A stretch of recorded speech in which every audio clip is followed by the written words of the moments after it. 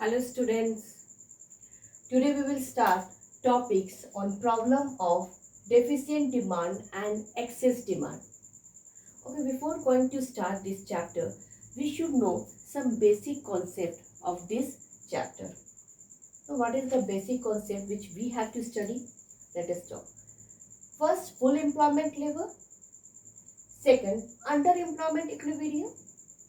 Third, voluntary unemployment. Fourth, involuntary unemployment. Fifth, full employment. And last, that is natural unemployment. Now, we will discuss in detail. Okay.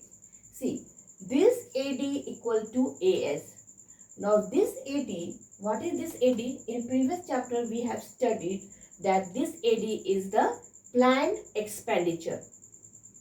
And AS, this AS is planned output. Okay. Now this AD equal to AS. It means this indicates the equilibrium level between AD equal to AS. Now see, there are two conditions. Full employment equilibrium. Second condition is underemployment equilibrium. In both of cases, there is AD equal to AS. One more thing you should know, the term I have used equilibrium in both of the condition. It means equilibrium is AD equal to AS. Okay. Now see, in case of full employment equilibrium, there is full utilization of resources. Okay. But in the case of underemployment equilibrium, there is underutilization of resources. Now, what is the differences between two conditions? If equilibrium here also and here, then what is the differences in two of them? Now, let us study.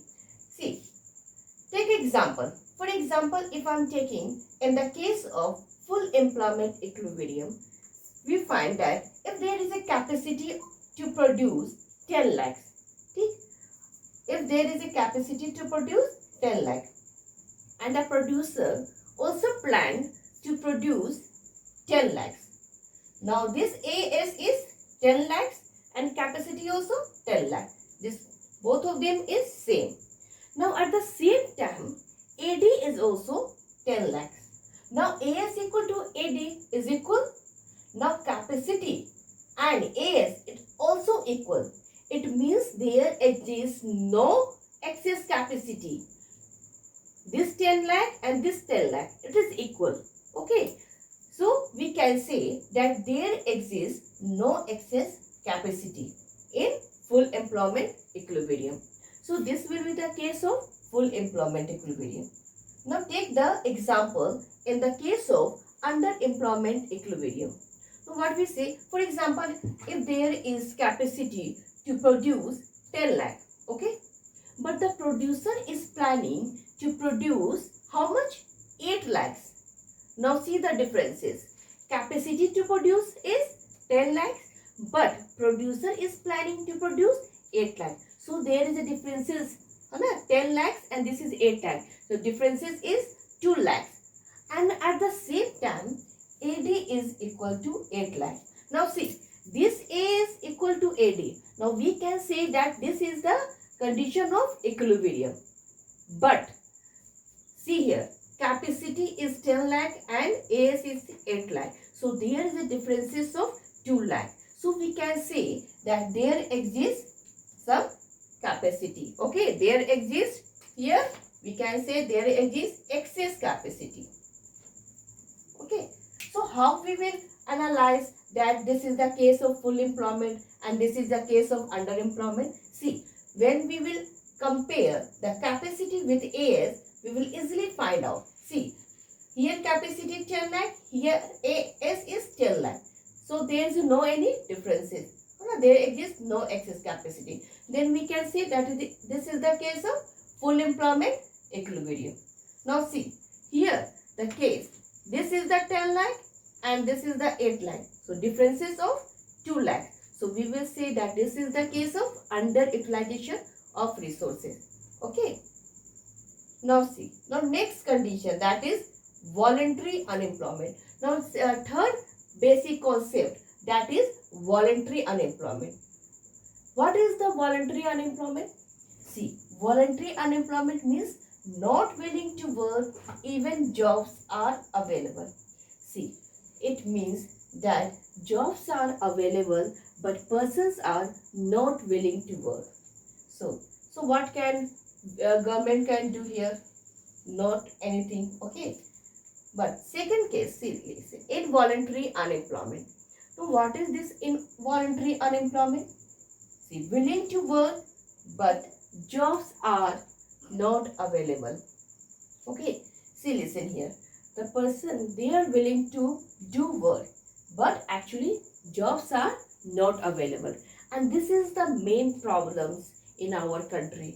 When we are talking about the unemployment, it means we are talking about the involuntary unemployment, not about the voluntary unemployment. Okay. Now next is your full employment. Now full employment, what do you mean by this full employment? See, when all those who are willing to work at existing wage rate are getting work, it doesn't mean zero involuntary unemployment. Okay, it means that what is the full employment? It means when all persons are working at prevailing wage rate, that is known as full employment. But it doesn't mean that there is zero involuntary unemployment. Why? Because there still exists some unemployment that is natural. So this is known as natural unemployment. Now you see, this natural unemployment mainly due to two factors: frictional unemployment and structural unemployment. So what do you mean by this frictional unemployment? Frictional unemployment means when a person who is moving from one job to another job, he has to remain unemployed for few days. That is known as frictional unemployment. And what is this structural unemployment? It mainly happens due to change in technology. Okay, these two conditions, it comes under natural unemployment. Okay, now here all from top to bottom we have understood that this full employment level and this underemployment equilibrium. In both of condition we have used the equilibrium level, that is AD equal to AS.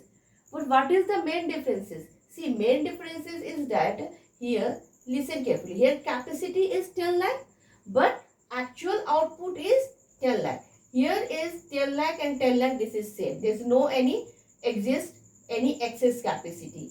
And at the same time, AD also 10. So we will say that this is the case of full employment equilibrium. There was a proper utilization of resources.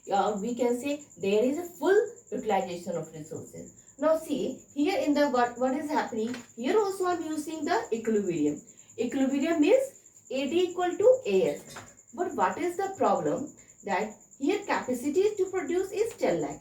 But actual output is 8 lakh. Okay. But at the same time, AD is equal to 8 lakh. See, here we are seeing that AD equal to AS. There is no any problem. AD equal to AS.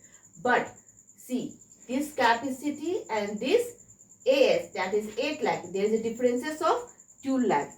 It means that there exists some excess capacity. So we will say that this is the case of underutilization of resources. Okay.